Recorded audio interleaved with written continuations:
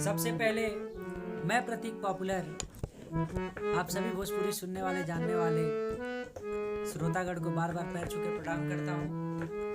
और मैं आज आप लोग को एक भोजपुरी सॉन्ग सुनाने जा रहा हूँ। आप सबके प्यार आशीर्वाद की कामना है, आप सब अपना ढेर सारा प्यार आशीर्वाद दें। और 2 लाइन एक भोजपुरी सॉन्ग में आप लोग को सुनाया जाता हूँ।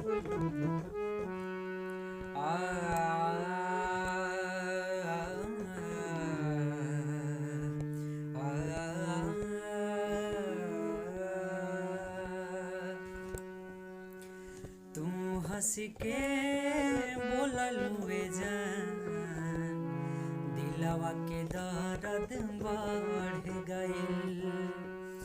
तू हंस के बोललुए जान, दिलवा के दर्द बढ़ गइल।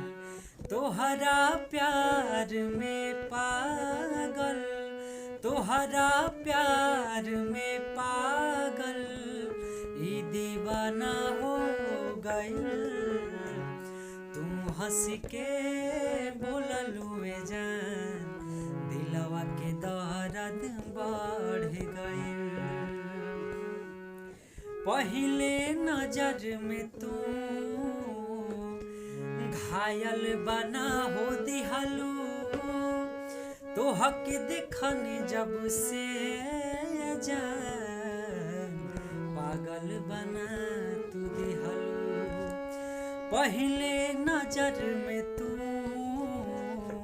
घायल बना हो दिहलू, तोहके देखनी जब से जान पागल बना तू दिहलू।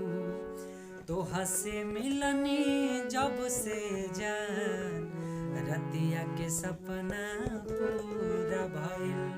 तोहरा प्यार में पागल, तोहरा प्यार में पागल ई दीवाना हो गइल।